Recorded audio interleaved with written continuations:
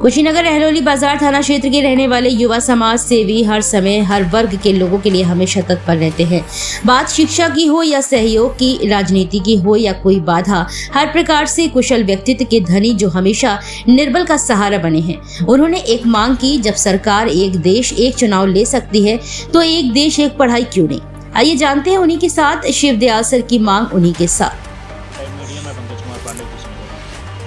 अहरौली जो नगर पंचायत दर्जा का मांग किया जा रहा था, वहाँ एक समाज सेवी हैं, युवा समाज सेवी हैं, जो हर छोटे मोटे मुद्दे को लगातार उठा रहे हैं और कहीं ना कहीं उनकी बातें भी लगभग सही मानी जा रही हैं।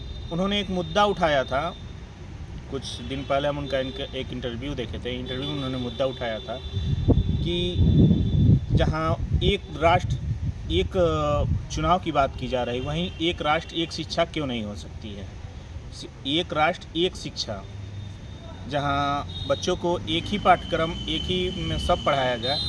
उनके देखा जा रहा है कि अलग अलग पैटर्न से पढ़ाया जा रहा है। बच्चों पे काफ़ी बोझ, बच्चों की बात छोड़िए, गार्जियन पे काफ़ी बोझ पड़ रहा है। शायद आप उन युवक को पहचानते भी होंगे, जानते भी होंगे। वो किसी पहचान के मोहताज नहीं है, बहुत ही मीडियम वर्ग से आए हुए और बहुत ही अच्छी सोच के साथ अपना नाम रोशन कर रहे हैं। तो ज़्यादा देर न करते हुए सीधा हम रूबरू कराते हैं उनसे और जानना चाहेंगे कि शिक्षा के क्षेत्र में प्रिंसिपल भी रह चुके हैं वो, तो एक राष्ट्र और एक शिक्षा की मांग कर रहे हैं। क्या ये शिक्षा का मांग सही है? अगर सही है तो हमें कमेंट में अपना नाम ज़रूर बताएं। अगला इंटरव्यू हो सकता है आपका हो। मेरा भी आना चाहिए, कुछ थोड़ा अच्छा बनाया गया, अच्छा है। काट लेंगे, कैमरा चालू है तो हम काट लेंगे। हाँ अच्छा नीचे शूट मारेंगे तो बोलेंगे। इस समय आप सामाजिक स्तर से जुड़े हुए हैं और सबसे ज़्यादा ज़रूरी इस समय देश में शिक्षा है। शिक्षा व्यवस्था पे आप क्या कहना चाहेंगे? इसके लिए आप सभी को धन्यवाद। श्री पंकज पांडे जी, आपको भी धन्यवाद कि आपने मुझे अवगत कराए इस संदेश को लेकर के। देखिए, आज जो सरकारें हैं, शिक्षा की बात हुई है तो कहीं ना कहीं आज शिक्षा बद से बदतर चली जा रही है, क्योंकि शिक्षा ही एक ऐसा अस्त्र है जिसके संदर्भ में वो अस्त्र सबको झुका देता है। चाहे वो कोई भी इंसान क्यों ना हो, अगर शिक्षित है तो वो जानता है अपना बोलचाल, पहनावा इत्यादि चीज़ों की भाषाओं को समझता है।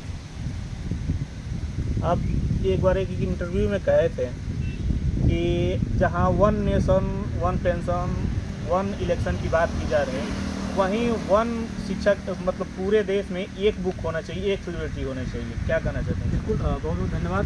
मैंने पिछली बार भी आवाज़ उठाया था, इस बार भी मैं बता दूं कि जिस प्रकार से सरकार की भी वार्ता चल रही थी कि वन नेशन वन इलेक्शन होना चाहिए, बहुत अच्छा लगा। एक बार एक राष्ट्र एक चुनाव होगा तो कहीं ना कहीं जो धन संपदा है इस देश की वो बचेगी। जो अधिकारी हैं, प्रशासनिक अधिकारी हैं, उनका जो भी समय बचेगा, सब कुछ बचत होगा। लेकिन सरकार को विचार करना चाहिए, जिस प्रकार से वन नेशन वन इलेक्शन की बात करती है, वैसे ही वन नेशन वन एजुकेशन की बात होनी चाहिए। बहुत से ऐसे बच्चे हैं पिछड़े एरिया से आते हैं, ग्रामीण अंचल से आते हैं। यूपी बोर्ड हो गया, सीबीएसई बोर्ड हो गया, आईसीएसई बोर्ड हो गया, ये बोर्ड अलग अलग क्यों हैं? मैं कहता हूँ, अगर कोई सांसद दिल्ली का है और सांसद कुशीनगर के हैं तो कहीं ना कहीं उनका एक ही नाम है, एक ही सांसद हैं, उन्हें तो कोई अलग से बुकें दी नहीं जाती हैं। ठीक उसी प्रकार से यदि विद्यालय है तो विद्यालय में एक शिक्षा पद्धति होनी चाहिए और वो पढ़ाने का जो माध्यम एक ही होना चाहिए। भाषाएं अलग अलग हो सकती हैं, जैसे मानिए कुछ किताबें क्षेत्रीय भाषा में हो सकती है, कुछ इंग्लिश में हो सकती है, कुछ हिंदी में हो सकती है, लेकिन जो पैटर्न है वह एक ही होना चाहिए। इससे क्या होगा कि धन संपदा की बचत होगी, साथ ही साथ जो पेड़ पौधे कट रहे हैं पेड़ पौधे भी नहीं कटेंगे। और आजकल आपको देखने को जो मिल रहा है, कहीं ना कहीं अभिभावक बहुत ही परेशान हैं, लाचार हैं इस शिक्षा प्रणाली को, इस पद्धति को देख करके कि जहाँ पे लोग आज शिक्षा का स्थान को एक जो सबसे बड़ा मंदिर कहा जाता है, विद्या मंदिर, तो कहीं ना कहीं एक बाजारीकरण हो गया है। और वहाँ पे एक विद्यालय में कापी किताब से लेकर के जूते मोजे टाई बेल्ट इत्यादि सब कुछ बेचे जाते हैं और साथ ही साथ वह लोग कहीं ना कहीं बहुत से ऐसे विद्यालय हैं जो 3 साल पे 2 साल पे और आजकल तो होता है प्रत्येक साल किताबों को बदल रहे हैं। आखिर में यह किसके आदेश हो रहा है? ये के आदेश हो रहा है, शासन प्रशासन के आदेश हो रहा है, सरकार के आदेश हो रहा है, या विद्यालय प्रबंधन अपने मनमानी कर रहा है? अगर कर रहा है तो इसकी जवाबदेही कौन है, इसके जिम्मेदार कौन है, आखिर जिम्मेदारी कौन लेगा?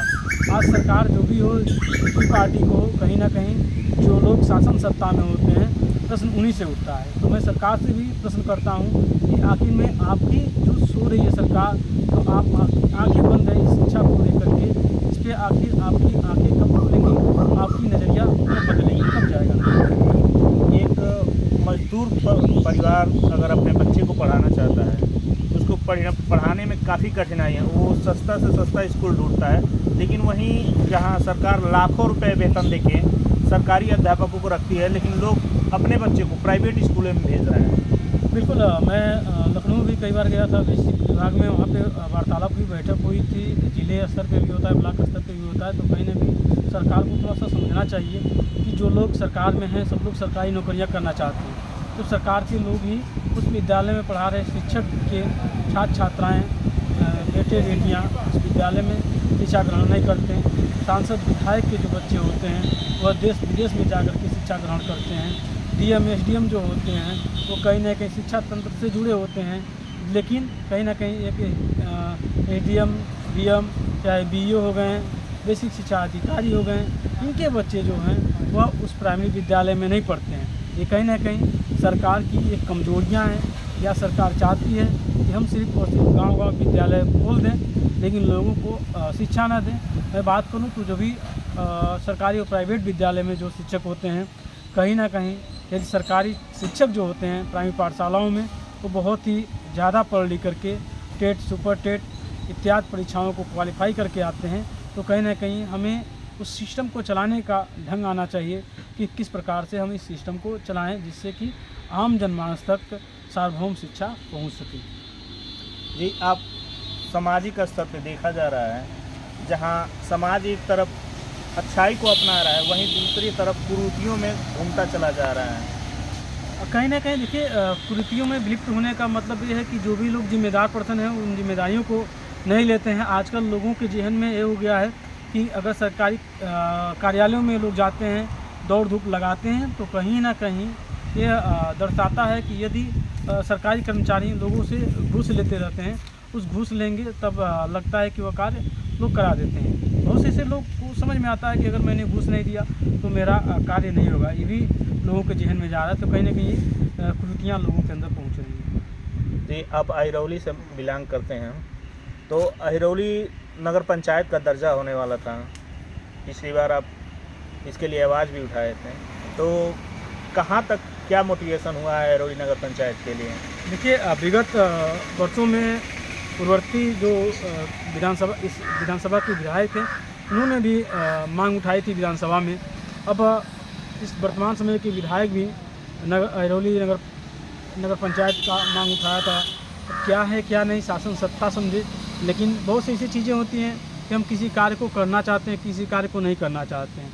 तो क्या पता मतलब कार्य करने और कराने का नज़रिया क्या है, क्या मंशा है, इसको तो एक विधायक और सांसद, इस ज़िले के सांसद और इस क्षेत्र के विधायक ही बता सकते हैं कि कैसे इस चीज़ को लिया जाए। बहुत बहुत धन्यवाद सर समय देने के लिए आपका। जी, थैंक्स सर आपको।